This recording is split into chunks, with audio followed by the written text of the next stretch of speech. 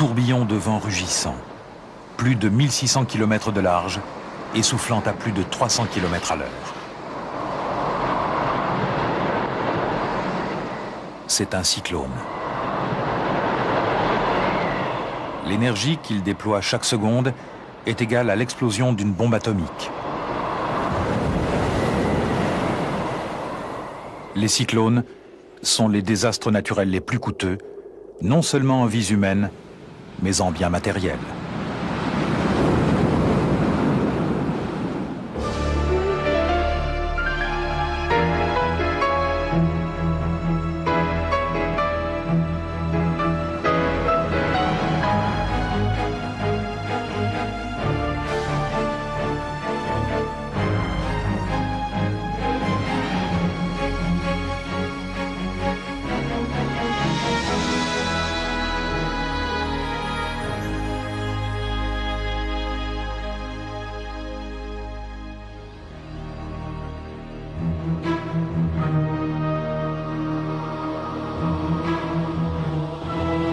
Ces jeunes gens s'apprêtent à faire l'expérience d'un cyclone de catégorie 1.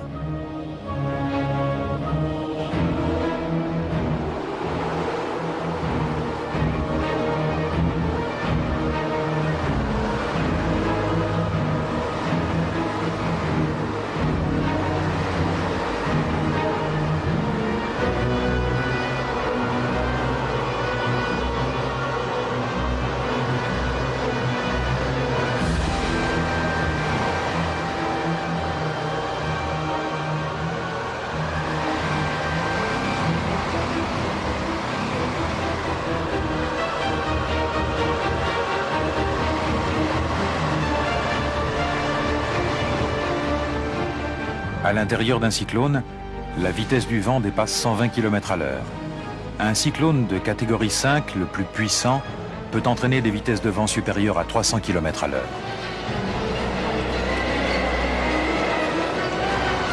S'ils subissaient de tels vents, ces gens seraient arrachés de leurs chaises et soulevés comme des fétus de paille. En Amérique, 70 millions de personnes vivent dans des zones à risque. Parmi eux, presque 7 millions de personnes vivent en Floride, l'État le plus menacé. Des prévisions météo correctes sont la meilleure défense contre les cyclones. Le centre du cyclone s'est maintenant déplacé sur le golfe du Mexique. Le cyclone se renforce en ce moment même et se dirige vers l'ouest-nord-ouest à une vitesse d'environ 16 à 20 km/h. Nous prévoyons qu'il va se déplacer ensuite vers le nord-ouest aujourd'hui. Donc nous avons lancé une préalerte ce matin sur toute la côte du Texas et de la Louisiane. Plus tard dans la journée, nous allons lancer une alerte cyclonique. Tous les résidents de cette zone devront se tenir informés de la progression de ce cyclone extrêmement dangereux. Ici Bob Sheets, qui vous parle du Centre national des cyclones à Coral Gables en Floride. Pour obtenir une prévision d'une telle précision, il faut des météorologues expérimentés assistés par des ordinateurs. Pourtant, il y a encore peu d'années, notre connaissance des cyclones était encore très limitée. Avant les années 40, les informations sur les cyclones étaient transmises par des bateaux pris dans la tempête. Un grand progrès fut fait en 1943. Un avion de l'armée de l'air américaine réussit pour la première fois à traverser un cyclone.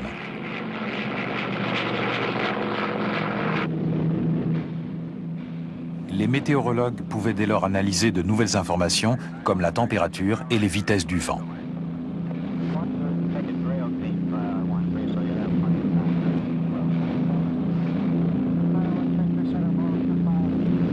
Et pour la première fois, ils pouvaient déterminer avec précision la position du centre du cyclone. Afin de réunir suffisamment de données, ces missions dangereuses duraient jusqu'à 14 heures.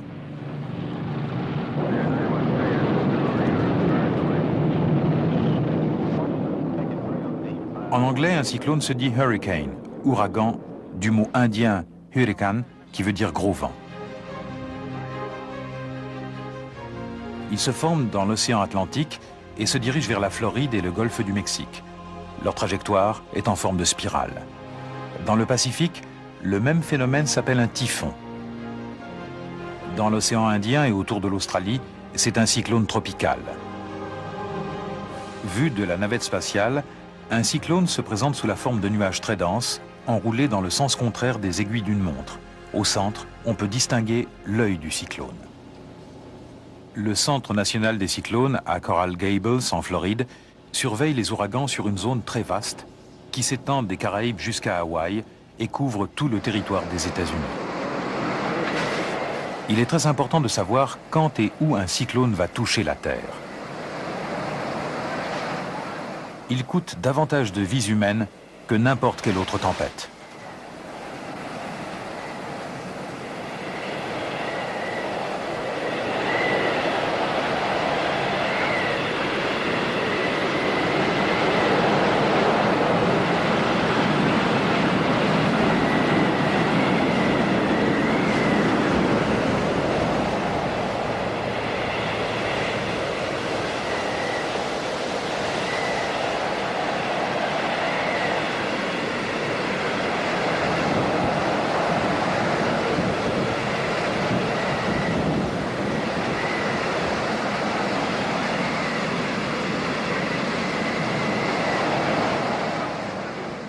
Un cyclone n'est pas seulement formé de pluies et de vents. L'onde de tempête est très meurtrière. Elle est provoquée par la baisse du baromètre, combinée à des vents violents. Ces deux facteurs conjugués provoquent une remontée brutale du niveau de la mer jusqu'à 3 mètres. Un tel phénomène entraîne la formation de vagues monstrueuses qui peuvent atteindre 9 mètres de hauteur quand elles arrivent sur la côte.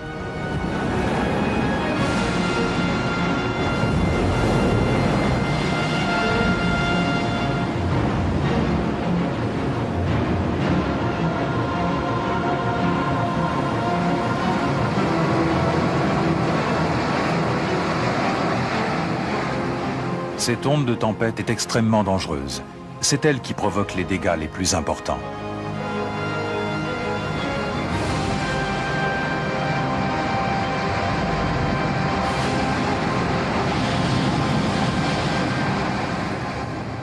Elle est responsable de 90% des morts causées par les cyclones.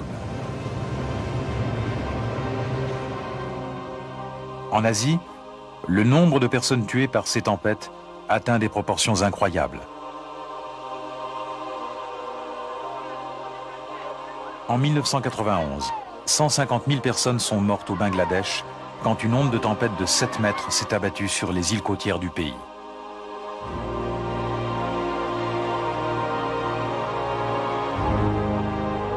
L'onde de tempête la plus impressionnante a été enregistrée dans la baie du Bengale en 1737.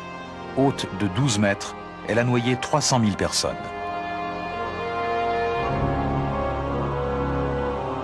Aux États-Unis, les conséquences sont beaucoup moins meurtrières, car les zones côtières sont moins peuplées et les systèmes d'information et d'évacuation sont plus efficaces. Pourtant, les cyclones américains ne sont pas moins violents que leurs cousins d'Asie. En 1938, un cyclone s'est abattu sans avertissement sur la côte de la Nouvelle-Angleterre. Sa force était telle qu'elle a modifié le relief de la côte et tué 600 personnes.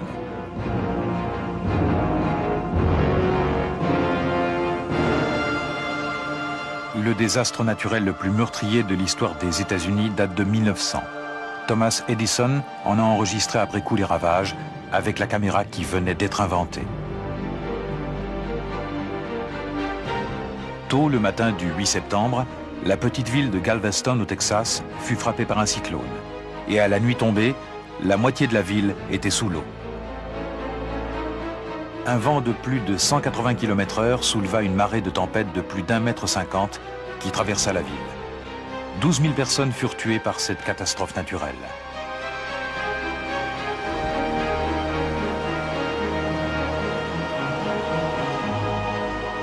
Ce fut une dure leçon, mais aujourd'hui, Galveston est probablement la ville la mieux protégée contre les cyclones. Entre Galveston et la mer s'élève aujourd'hui une barrière de presque 18 km de long, 5 mètres de large à la base et 6 mètres de haut.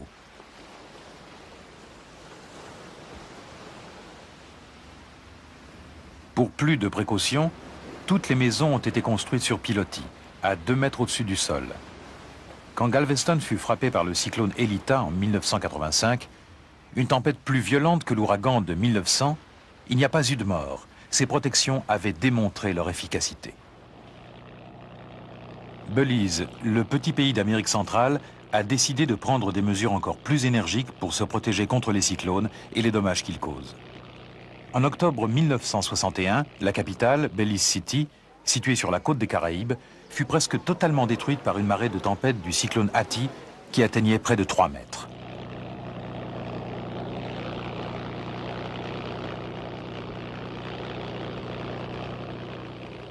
Après le passage de ce cyclone, la capitale fut déplacée et installée dans un site au milieu des terres, à Belmopan.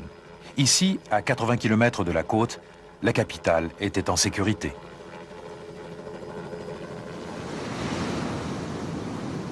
Bien que les cyclones soient les plus destructeurs de toutes les tempêtes, la plupart des gens pensent qu'un cyclone ne s'abattra jamais sur leur maison. C'est pour cela que les prévisions de cyclones sont si difficiles à gérer. Si les avis sont trop imprécis, le public ne les écoute pas. S'ils sont trop fréquents, le public ne les prend plus au sérieux. En conséquence, les météorologistes n'annoncent l'arrivée d'un ouragan que quand ils en sont absolument sûrs. Ignorer un avis d'alerte cyclonique peut conduire à la tragédie.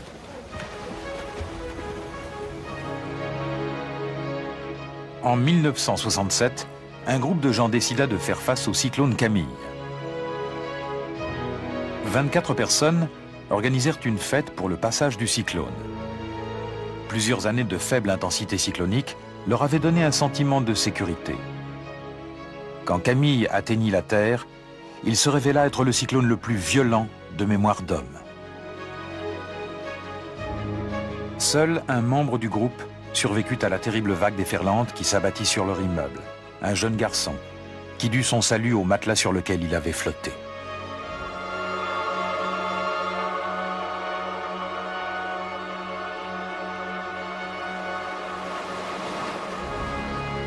La vie d'un cyclone commence très loin d'ici, en Afrique.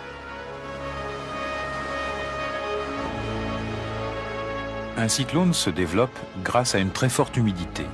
Cette humidité engendre de petits orages qui s'abattent sur la côte au large du Sénégal. Le plus souvent, ces tempêtes se dissipent et meurent.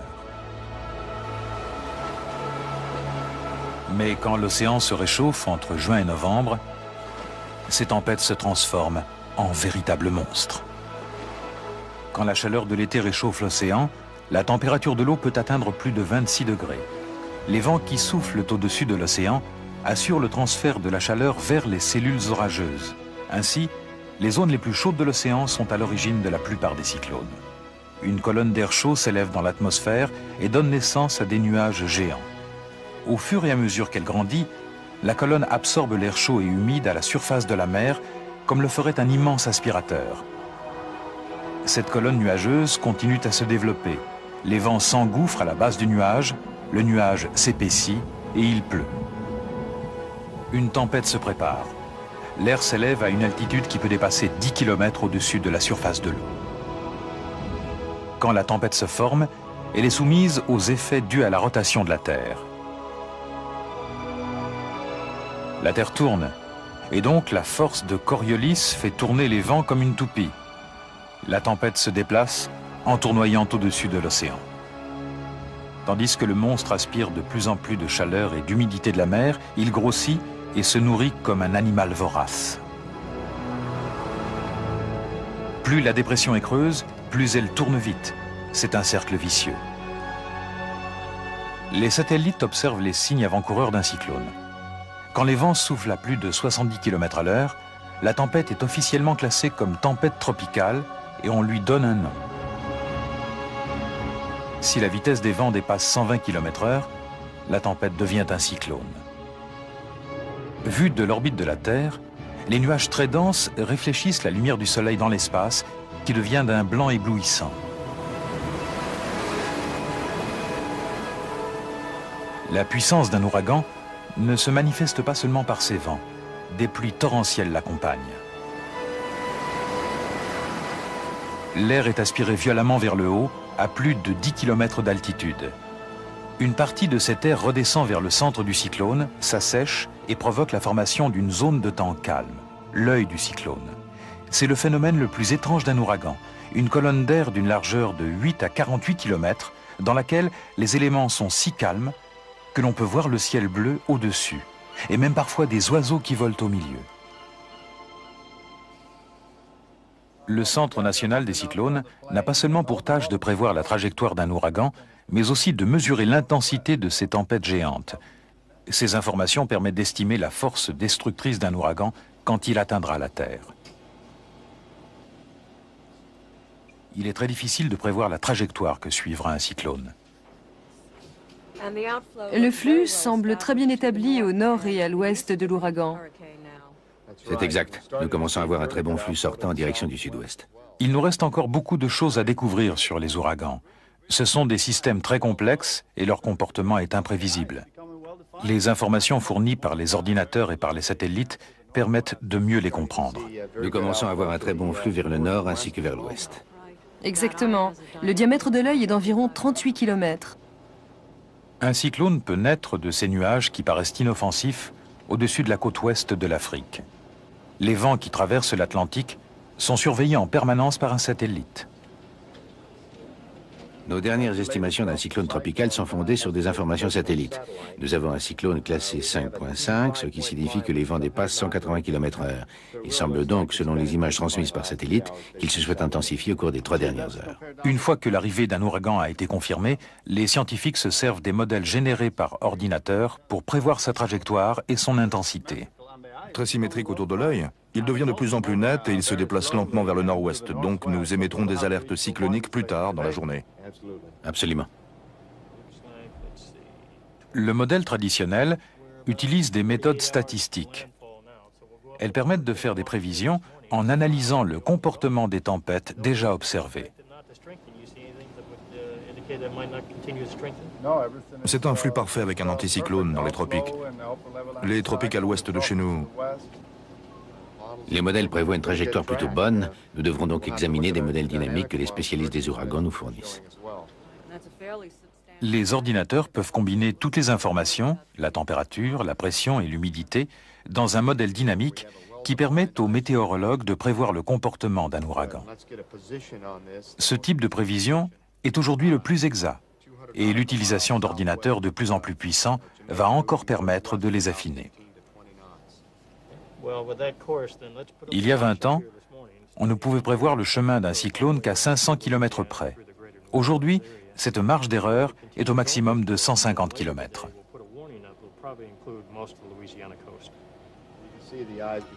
Tous les gens qui habitent dans les zones menacées par un cyclone doivent s'en éloigner.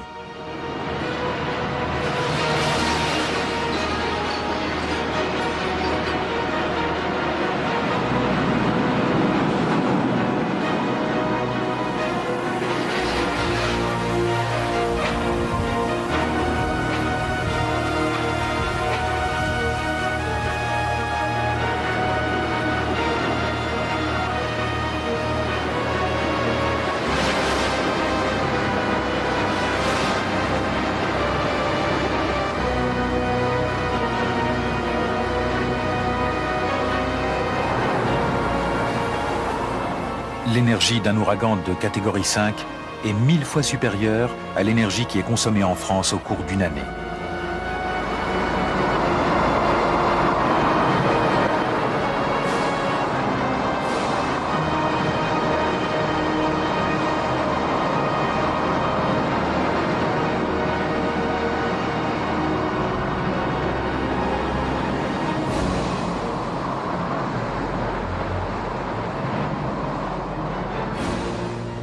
Alors que vous pensez avoir subi le pire de la tempête, les vents tombent subitement.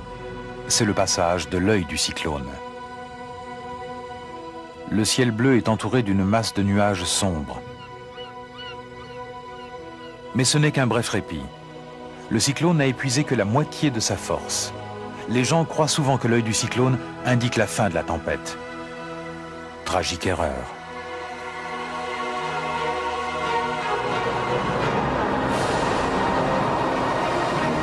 Après le passage de l'œil, le sens des vents s'inverse brusquement. Ils se renforcent à nouveau et ces vents forts ravagent tout sur leur passage.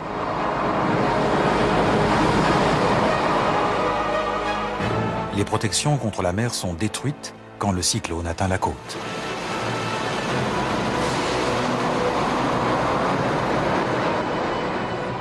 Si les conditions sont réunies, un cyclone peut atteindre un diamètre de 1500 mètres et se déplacer à 80 km/h.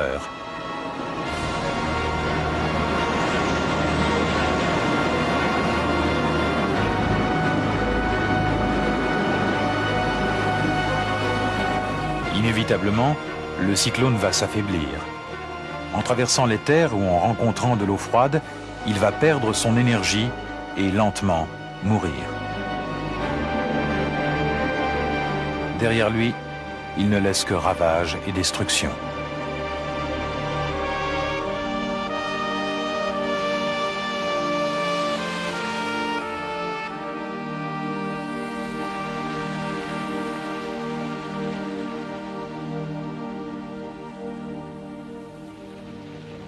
Heureusement, aujourd'hui, le passage d'un cyclone n'est plus toujours une catastrophe. Grâce aux prévisions, le nombre de morts a considérablement diminué. Quand le cyclone Andrew a dévasté le sud de la Floride en 1992, plus d'1,5 million de personnes avaient déjà pu être évacuées avant son passage. Et on ne déplora que 13 morts. Pourtant, tout danger ne semble pas écarté. Au cours des dernières années, on a vu une augmentation du nombre de cyclones d'une grande force.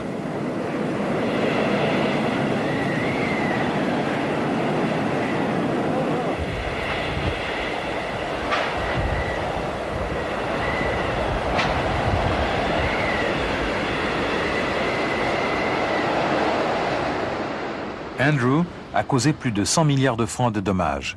C'est le désastre naturel le plus coûteux de l'histoire du monde. Quand les secours sont arrivés, il avait atteint une force 5 sur l'échelle d'intensité des cyclones. Le cyclone Gilbert, qui en 1988 a dévasté la plus grande partie des Caraïbes et de la péninsule du Yucatan, était aussi un ouragan de force 5. Il a fait 200 victimes et 800 000 sans-abri. Statistiquement, il y a un cyclone de force 5 tous les 100 ans. Du point de vue des compagnies d'assurance, 2 en à peine 4 ans signifie une augmentation inquiétante. Les scientifiques sont effectivement inquiets.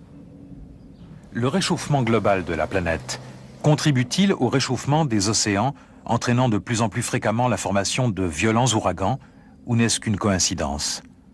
Quelle que soit la réponse, il est rassurant de savoir que les scientifiques qui luttent contre ces machines meurtrières arrivent aujourd'hui à prévoir avec une précision de plus en plus grande leur formation et leur trajectoire.